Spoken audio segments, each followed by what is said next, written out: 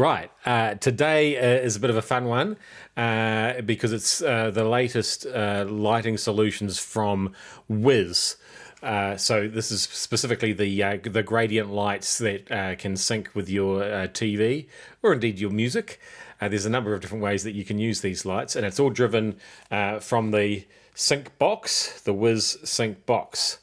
So obviously, I normally in a review I don't like to mention competing products. I'd rather just focus on the merits or otherwise of the product that I'm reviewing. But Signify is the company that owns Wiz, but they also own the Philips Hue smart lighting as well. So I think it's appropriate to point out that there is a Philips Hue sync box that does sort of the same thing as this. We'll find out when we plug all this stuff in how similar the experience is.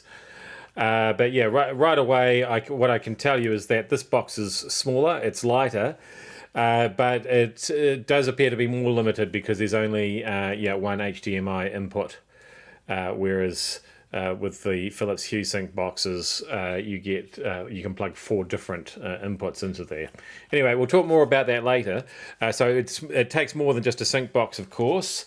You're going to need to stick some lights on the back of your TV, and so here they supply a backlight with the sync box. It all comes in the same package, and unlike the Philips version of this.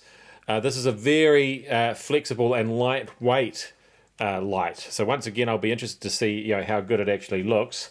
I hope I haven't got it too tangled up here. But what I did want to show you that I'm already liking about it is, so yes, it's a flat strip. It does actually have a self-adhesive backing, but you can also use, and there's a whole envelope of them in here, these little mounting strips, which I'll probably be using to mount it to the back of the TV. So yeah, they're just literally little flat strips that you can pass the light strip through with the double-sided sticky on there. So that's probably a little bit less permanent than sticking the whole strip on using its self-adhesive backing. And there are also these little clamps as well in there, and what they are for is, and this is what I love, a little bit of good design like this. So you're thinking, well, hang on, a flat strip stuck against the TV, how does that then go around corners? But you see, you make sure that you get the right size strip for your TV, and then they've got a little corner piece on. So that, of course, is very flexible, and you run that through that little stick-on clamp. So I'm showing you this now because it's going to be more difficult to show it to you when it's all stuck to the back of the TV. And what I'll also show you now before I've plugged them all in, if I can pull them all over here, is similar to the Philips version as well, there are these gradient light bars, which you can use behind the TV against the wall. And you can use them, you can run them along the bottom, so they've got these mounts that I've already put them in. See there? So you can just stand them up along the bottom.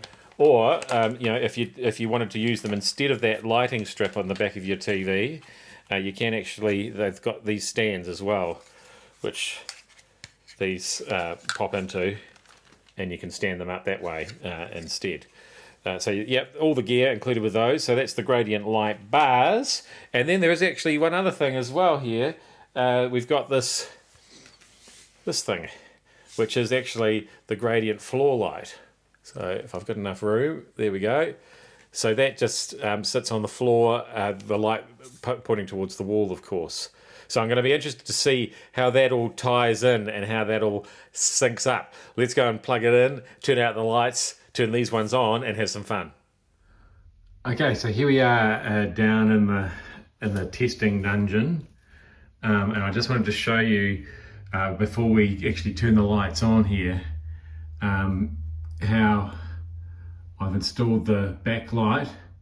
And as you can see, the problem with this TV that I've installed it on is that it's got this sort of textured surface.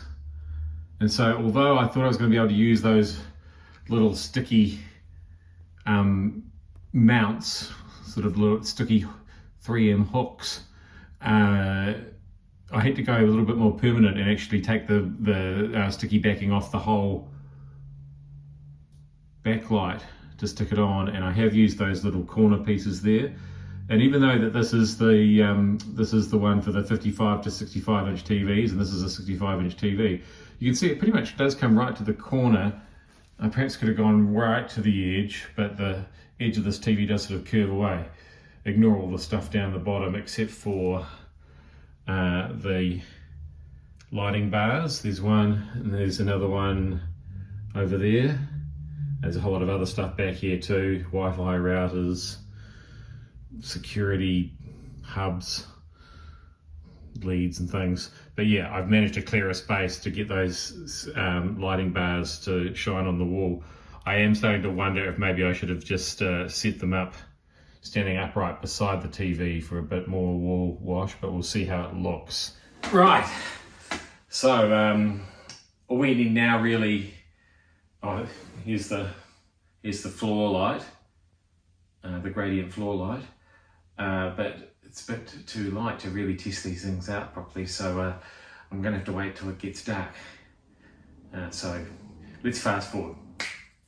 Okay, so a bit darker now, and we can get the full effect of the Wiz TV sync box and the backlight, the TV backlight strip, and the gradient bars, and the gradient floor light as well. So I've dialed up a little bit of the Thunderbolts here, or the Avengers B-Team, or whatever this movie is called. So as you can see, already it's created this nice effect behind me. So we've got that sunset on that left-hand side.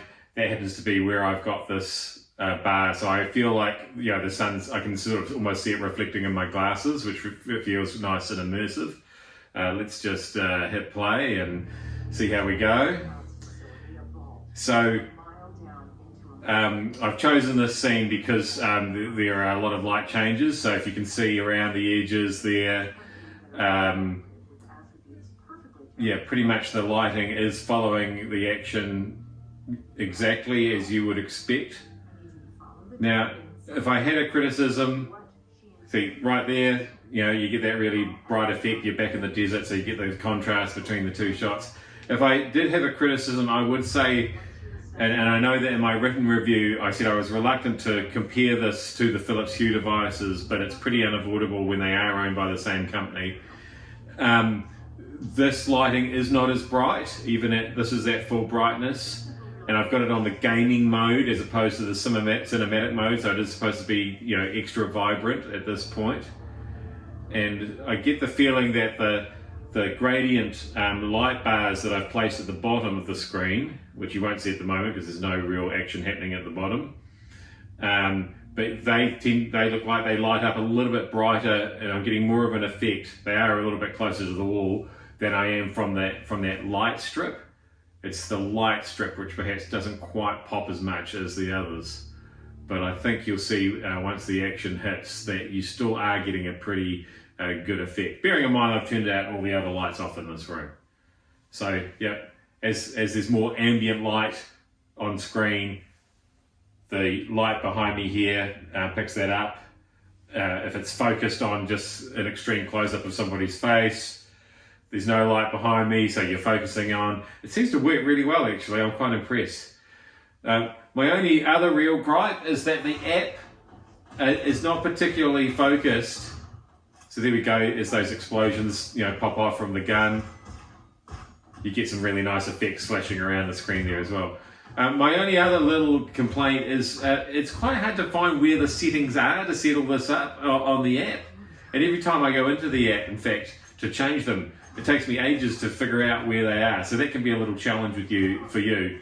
They're there, have faith that they're there, and don't get them confused with the settings for syncing the lights with music, because that is also another option that you can do as well. So if you're playing music, you can have the lights going off in time with the music. But yeah, you know, those are minor little gripes, because really, as you can see, it works pretty well.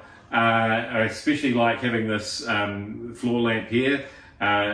in my ultimate setup, of course, I'm just sitting by myself on an armchair, and I've got one of these on either side, and the whole full surround sound system and everything as well. And then I'm a real tech nerd and enjoying this to the max. But yeah, considering that you're paying literally hundreds of dollars less than the Philips Hue system, you've really got to consider this, especially if you. So I'm just using a Google TV streamer, so just one source going into this device.